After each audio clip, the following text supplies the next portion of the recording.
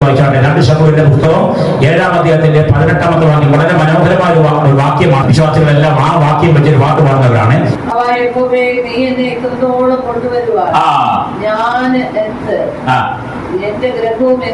ആ പാട്ട് നമ്മൾ പാടാറില്ലേ? ഇത്രത്തോളം എന്നെ കൊണ്ടുവന്നിടുവാൻ.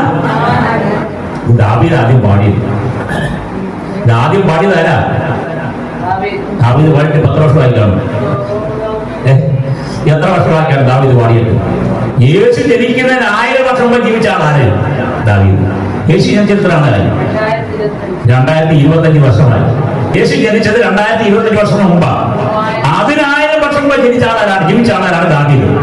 ആ ദാവീദ് പാടിയതാണ്, യഹോവേ ഇത്രത്തോളം എന്നെ കൊണ്ടുവരുവാൻ ഞാനും എന്റെ കുടുംബവും. നമുക്കിന്നത് പാടാൻ കഴിയുന്നത് എന്താണെന്നറിയാമോ? നമ്മൾ ആ ദൈവത്തിൽ ആശ്രയിക്കുന്നതുകൊണ്ടാണ്. ദൈവത്തിൽ ആശ്രയിക്കാത്തവന് പാടാൻ കഴിയത്തില്ല. പാട്ടുകാർക്ക് പാടാൻ പറ്റും, കാരണം അവർക്ക് പൈസയ്ക്ക് വേണ്ടി പാടുന്നവരുണ്ട്. ദാവീദ് 2000-ലധികം വർഷം മുമ്പ് പാടിയ ഇതേ വരി ഇന്ന് പാടി ആൾക്കാർ കാശുണ്ടാക്കുകയാണ്. എന്നാലേ ഒരു ദൈവത്തിന്റെ ജീവിതത്തിൽ കാശുണ്ടാക്കുകയാണത് പാടി അല്ല, അവന്റെ ജീവിതത്തിൽ എന്ത് ചെയ്യുക? പ്രത്യാശ വർദ്ധിപ്പിക്കുകയാണ്, ആശ്രയം വർദ്ധിക്കുകയാണ്. 2000 വർഷങ്ങൾക്ക് മുമ്പ് ദാവീദ് പാടിയ പാട്ട് നമ്മുടെ ഹൃദയങ്ങളിൽ ആശ്വാസവും പ്രത്യാശയും നൽകിക്കൊണ്ടിരിക്കുകയാണ്.